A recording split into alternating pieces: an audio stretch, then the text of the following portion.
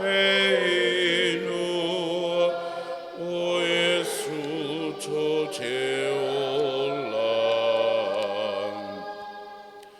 I le suafa le tamama le alo ma le anganga pa ia. Ia whaatasi le li i mautou.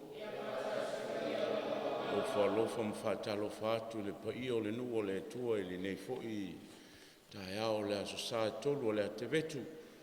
O whaingoina o le kautata po o le fia o le li.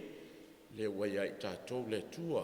Ia tātou te awerevi inga marwhaftai le tua. Maise le nei taulang pa ia. Tātou te mamole ai o tātou mna onga male anganga fia. Maise le anganga whawhitai. I lana pule whaasoifua, i lana whaamalolonga, whaatalo whātu ie o whaapena o na whaatautoria.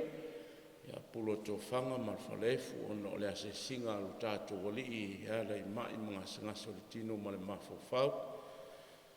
Taulu ia i whaapena o na iai le nganga whaamalolo le tua i whaafo i le soifua. Ia ma le maloloina a maise a fionga le tua le nei aso. O lui ai tātou. Ina iau tātou taritonu ma le mautinoa i le anganga fia ma le whaaftai le tua i ana me alofa whaasoa ia i tātou. Ia tātou te amata fo i le nei sauninga le nei aso sa e tolu. Ia i le tutuina o le sela lona tolu. Ia o whaingoinga o le kautata. Ia po o le sela o le fia.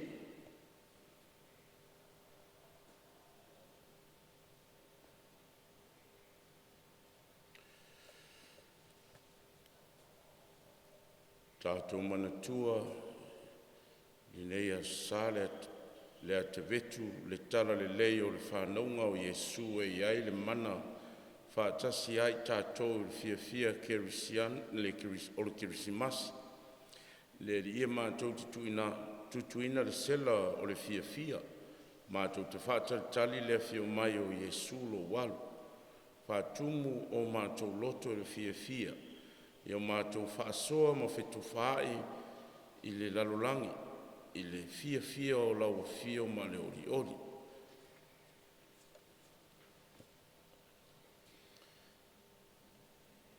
Ina o mai fo ina o mai ina o mai fo ile ali. Tātou taro whatasi le atuai a o mātou tutuina sela piniki. Mātou te patpati ai le fia tele le whanau mai o Iesu. Sosoan mai o mātou langono o mātou fia e whaponga iai fio.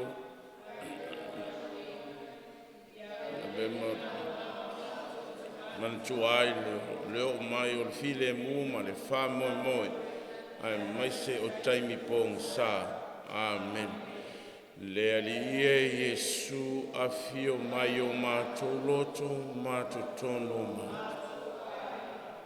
Le alie alofa mai le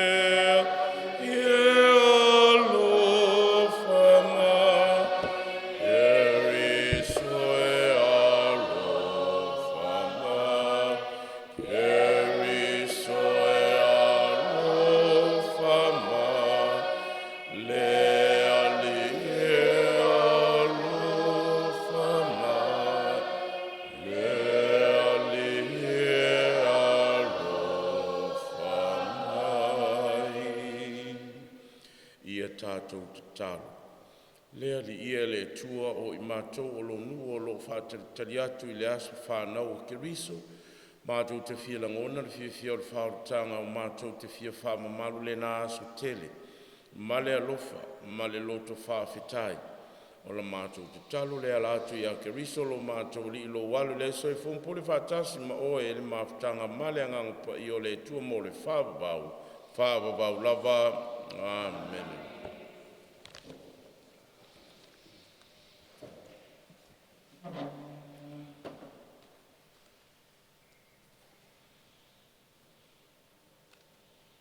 Folfolanga mai le tusia i saio.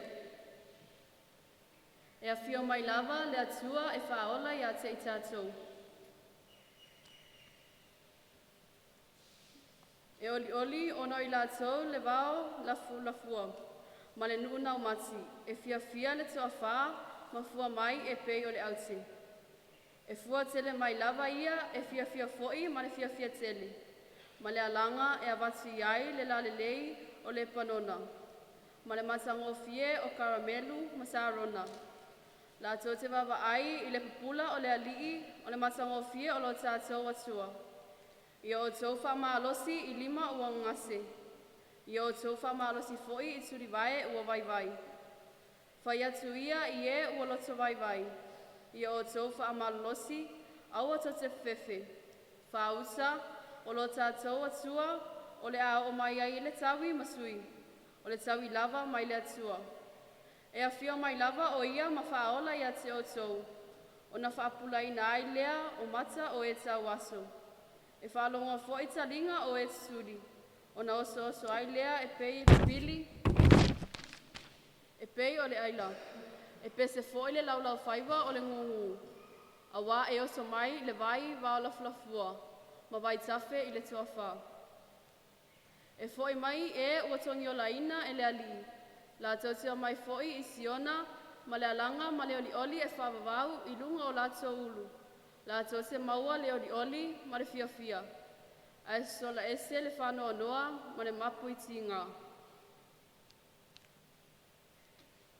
O le upu a le ali.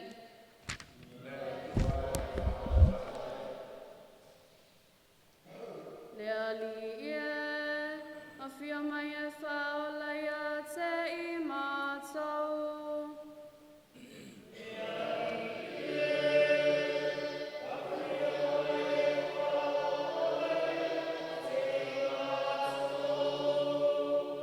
Ole na te whai ale whamasinonga mo e o sawaina. Na te awatua le mea e ai e o fia ai. E tatala le ali e wanona tia. E whawhepula fie le ali e wa tawaso. E whatusa ina le ali e wa whanono u. E alofa le ali e ami o tonu.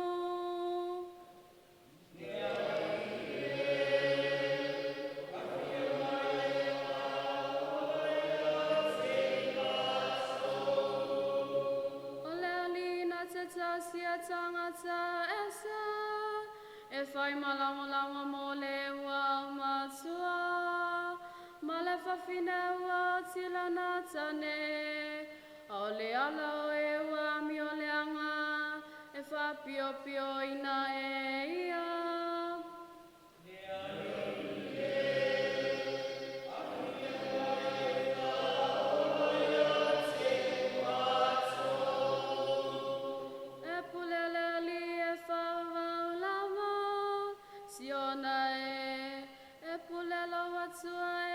Tupulanga yo so vi atu ile ali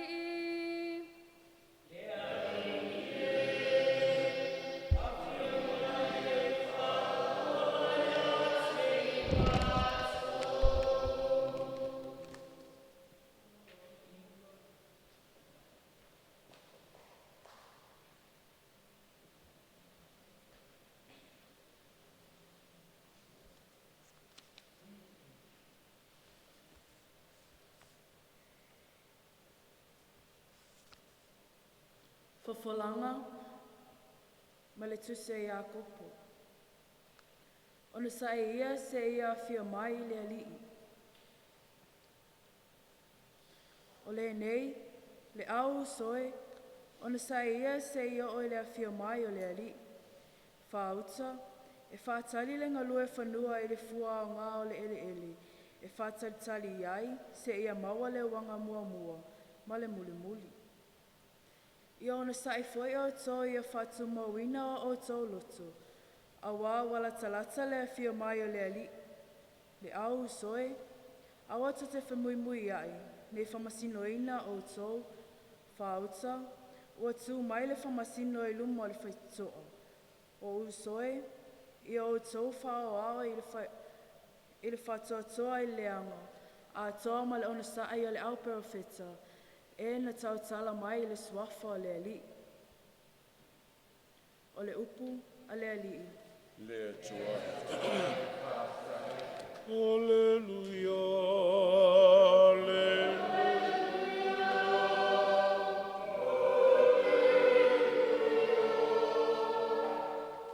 Ua o lunga le nganga le ali, awa na whao umai a te au, e fola le tala le lei e matitiva.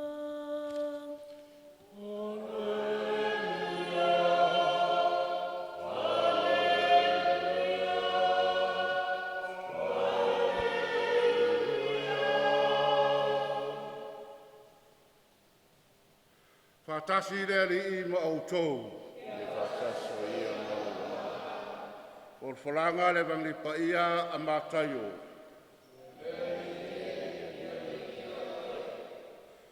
O oe ea le maliu mai pe mātou te whaatali I se tasi. Ua lalongona I Ioane I le whale pui pui o ngā luenga ke riso. Ona awina mai ai lea e ia ni ona soo se toa lua. Ua whaapea mai I a te ia. O oe ea le maliu mai pe mātou te whaatali I se tasi. Ona tali atu ai lea o Iesu ua whaapea atu ia te I la ua. Ina atu ia o lua ma whairoa atu ia Ioane o mea no lua whaalongo I ai ma ai I ai. Ua pupula tau aso, ma ua sawa wali pipili, ua whamamaina le pela, ma ua longo tutuli. Ua whatutuina o e na oti, ma ua fola fo I tala le lei I e mātitiva. E manuia fo I se le tau sua I mai I a te au. Ua la o na o anei lea o le launga Iesu I le moto tangata I a Ioane. Na utou atu e I le vao e mata I ni a. O le u ea ua lulu ina e le matangi. Pena utou o lava e mata I ni a. O le tangata ea ua ofu I ofu malulu. Whauta o e ofu I ofu malulu I maota o tupu I lātou. A o le a ea na o utou o atu e mata I ai. O le perfecta ea, e moni au te whai atu ia te outou. E siri lava I le perfecta, a wā o ia lea ua tūsia mai I ai. Whauta, o te awina atu la usawali o outou luma. O le na te teuteuina lo wala I o luma. E moni au te whai atu ia te outou. E le tu mai e na whananau, I fafine se sili I a Ioane le baptiso. A o le au pito I titi le malo le langi, e sili lea I a te ia. O le tala le lei, a le di.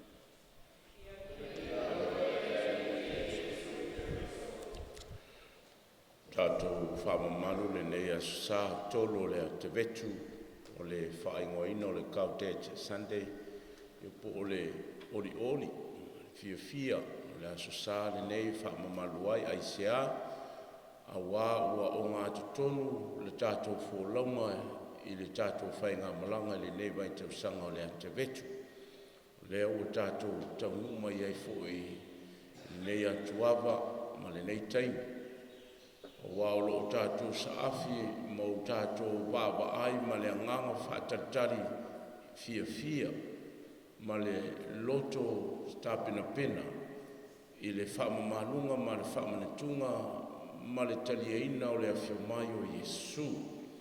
Awhionga le tua le nei aso sa tolu.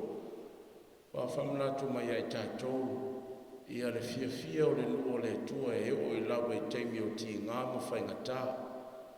To a te atu le teimi sa tā whea ai la tō mawhaunu ua ai.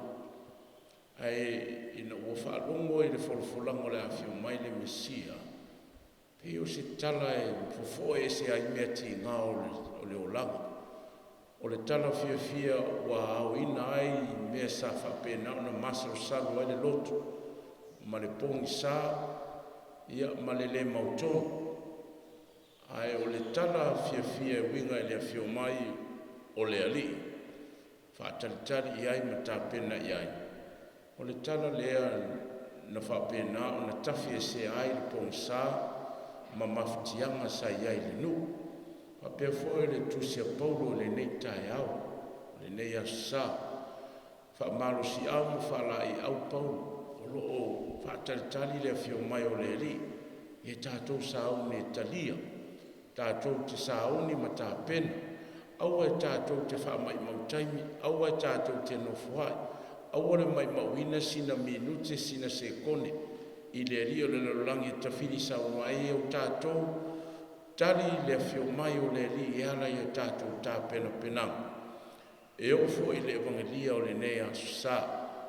Whaala i amu whamanatu mai ai ai tātou. O taimi ma whailonga e whapena o na uwhitia i tātou i lui tau.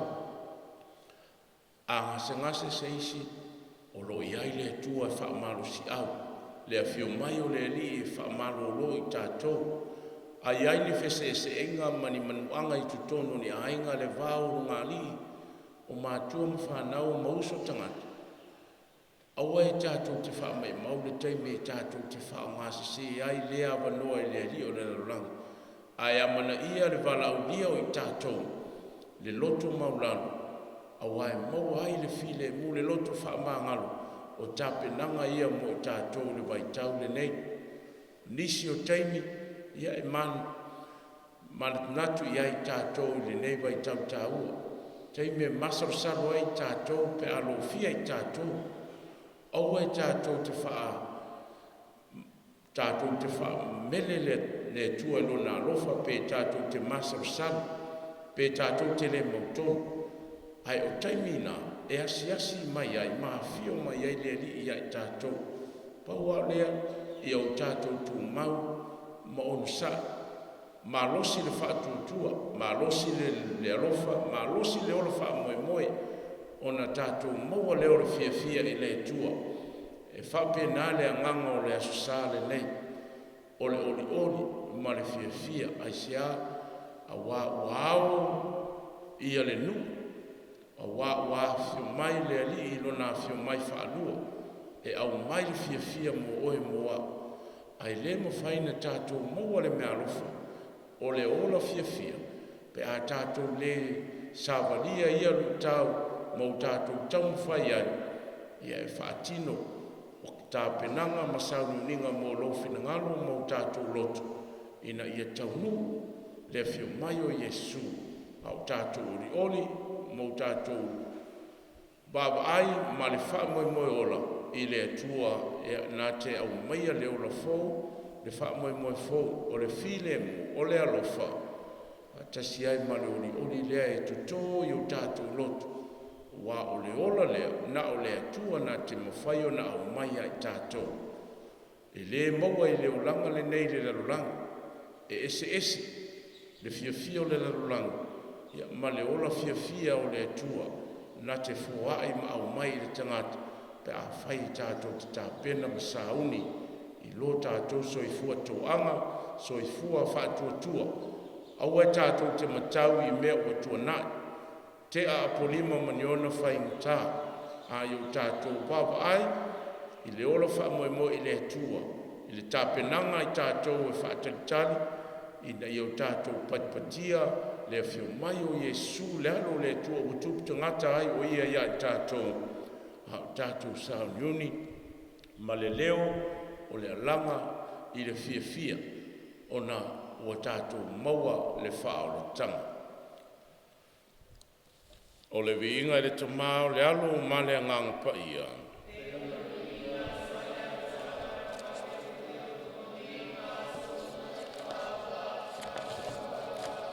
Tātou tūtulai nei e wholofola le tau tinonga o lo tātou whātutua.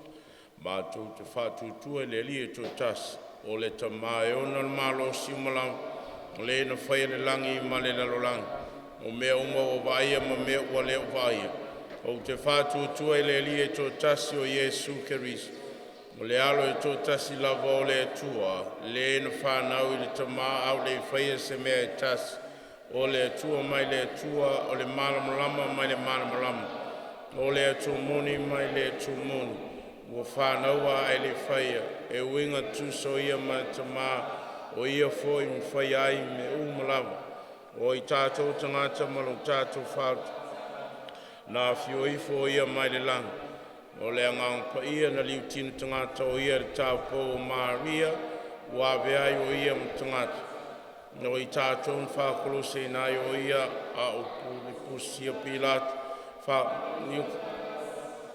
le astolun toi tua e ai o ia e peon tusi e tusi na fio o ia le langi o lo fio le au tamatau tama toi fio Famasino ye olo me wo lon malo fo ele singata o te fatu tua ele ngang le ali le fo ia le ola o le fio mai le tamama le alo le fungi mbi ia fatasi ma tamama le alo le fetala mai alo e paia e katolico ma apostolico tau tino te tasi il baptiso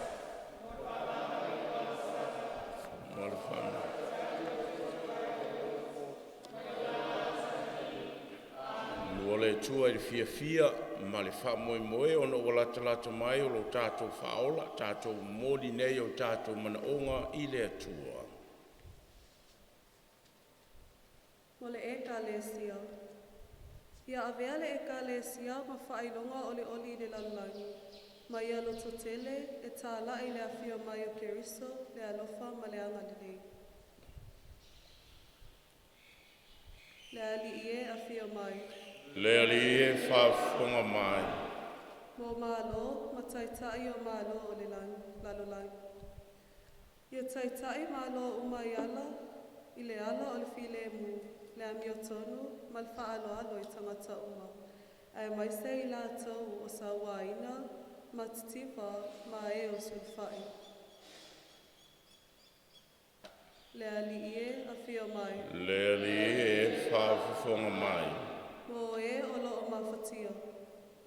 Mo e mamai, e whanua noa, o e lafoai, ma e o loo whea ngai ma mawhatianga o le mawhawha. Ia iai le a ao le atua ia i lātou, ma le whaamaloalonga, ma le whaamoe ma ia vea, lo tātou i ka lesia, ma a inga e sosoani atu ia i lātou. Le ali ie a whio mai. Le ali ie whaafonga mai. Walo tātou mtanga alwenga. Ia vei tātou matangata le oli, o le ono sai, ma le whaale le inga, musaunia le lei o tātou loto, ma o tātou a inga, e tā lai le a whio mai o Iesu. O tā lai, talia ia i Keristo. Le ali ie a whio mai. Le ali e whaafonga mai. Mo e o lo sauniuni mo Kerisimasi. Ina ia tu mau pea le ainga Kerisiano, le mawhawhau i le winamoni o le nei vaitau. O Iesu Keriso le Emanuelu. Le ali ie a whio mai. Le ali e whaafonga mai. Mo e o malidiu. Ia mawai tātou tua a, ma e o malidiu ia le file mu ma le oli, tu mau. I le malo o le atua. Le ali e a whio mai. Le ali e whaafonga. Le tua o le oli ma le alofa muti vale. Ta lia o mātou te talo, a o mātou sauni e whaawhelua i lo walo, whaamamau mātou lotu, whaamalu sia lo mātou whaatua. Mātou te talo atua i a te oe alatu i lo mātou li Iesu Keriso i le whaababau lava. Amen.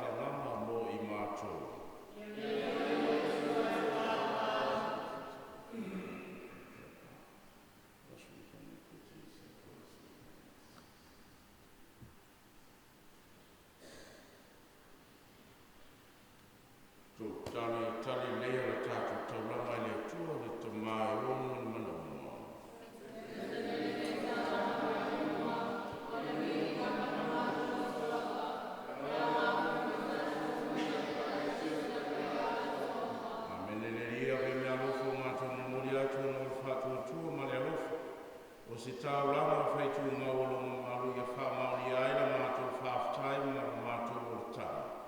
Ia e talia le re tau sanga lo keriso lo mātou o le whaavau lava. E whaatasi le li i ma o tau. Nā si ai o tau loto. Mātou whaafitai le li o lo tātou tua. Tua soe fua e whaavau e o marosi mlawa. Si mi tamtanga whaia mo mātou whaaftai tu mau ia te oe rātu lo ia Jesu Keriso olo mātou ori. Olo nā whio mai nu varo ia le au profeta o le sinata o kou. Tau a vea ia lo na manawa male alofa e le whaamtalaina. O Ioane e Baptisu. A vea mana sāvali ma o ia na whaeloina ia ina ua whio mai. O Keriso e lona alofa, o whaatumulia ai mātou ai le fia. Au mātou sānu ni ato e whaamamalu lona whanau. Ina ua ia whio mai o ia, ma maua i mātou o mātala e te talo, ma o mātou loto wa tumu i le ofo ma le viina. Le ala lea mātou te whaatasi e malawanga lo manelangi e whaelo atu lomo malu. Mātou au ai la lātou pese whaitu maua lo viinga e pa ia.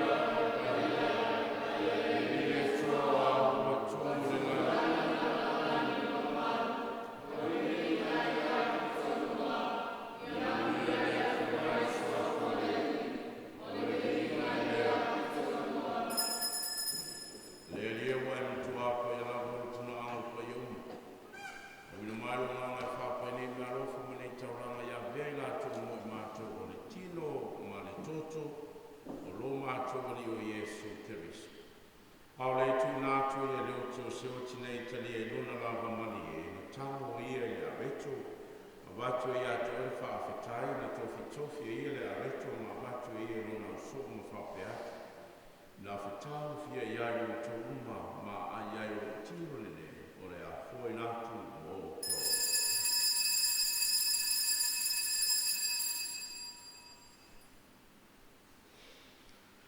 Mai au tango ia kārise na watu ia te ore whaafetai ma bingo tu atu kārise na uso ma whapeatu.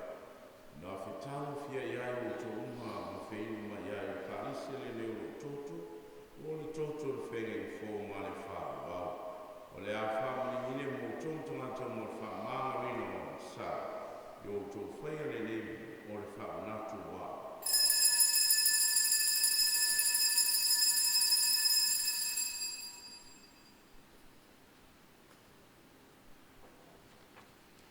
O le misteri o le whaatuatua, o lo maniwa e whaamati ai lo mātua.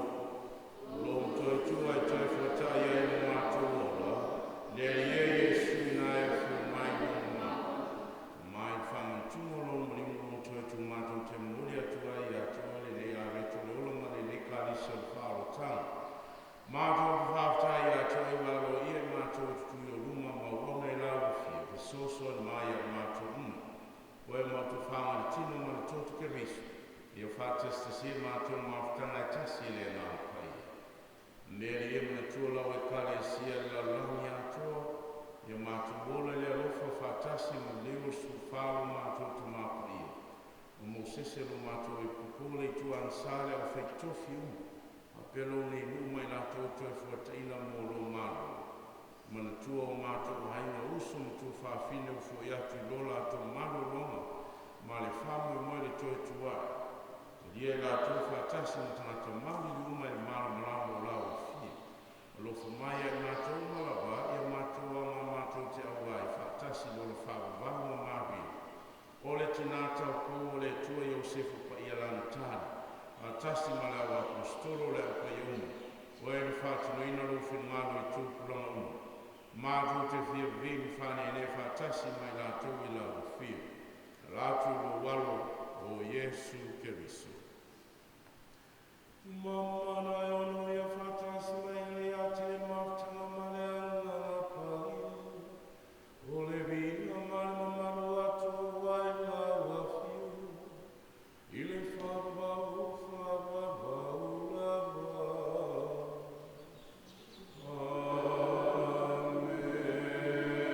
Amen.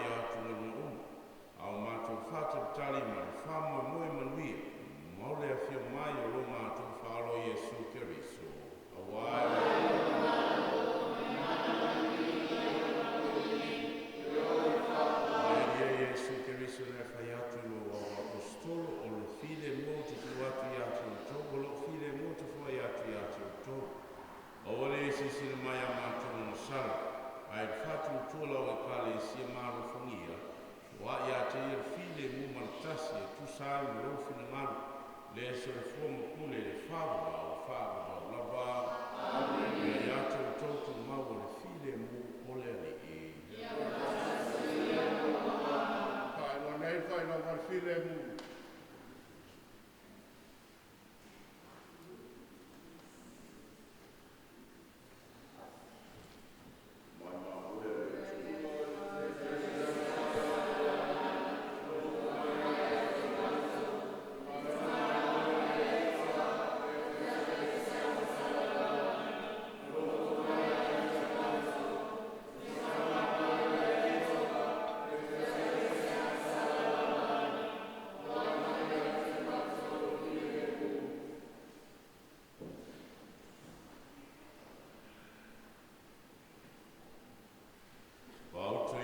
Keriso le alo le tua le tumai mamue le tua le nga tawe sean sala le rang. I manuia la tumai tātou umalawa wa walaunia nang tali suang paia.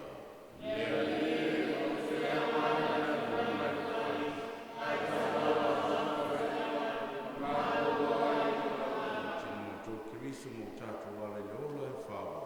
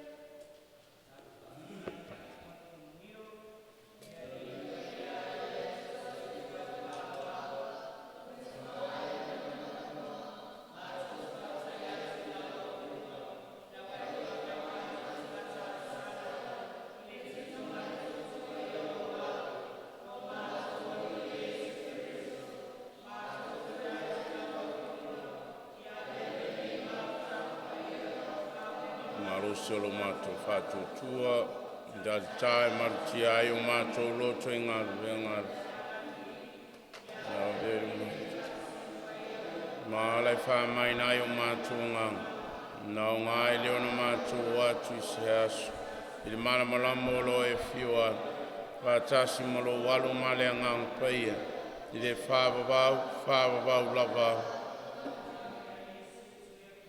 Yesu e o le lia ma le lei ma le angalo fisili.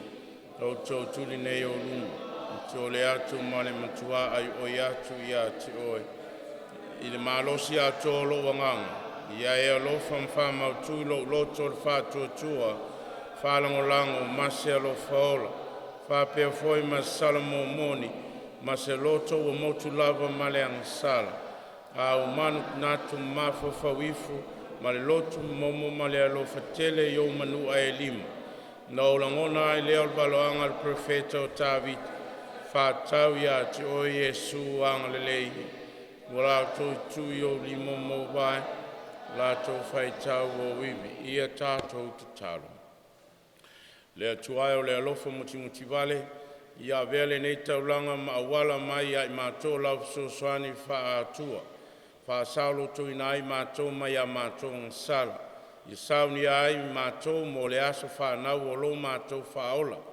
Wa io le li mo le fa vau lava. Mia tele le nei a sa tolu o le vai tausanga. Mia foi le tua ia te utou lo nofu talo wanga sengase fenga iai mai tatou. Ia fatasi le li mo utou. O tō puno mo whamnianga le tua, tātou tali whatasi le mene. Wau tau whātua tua o le alo le tua, wau mona whio mai ai tātou, wau tau toi whātari nei, mō lona toi whio mai, ia o tau maua mai lona whio mai ia, i le malamalama o lona pa ia, ia o tau maua le saolo tonga i lana tāpua inga. Amen.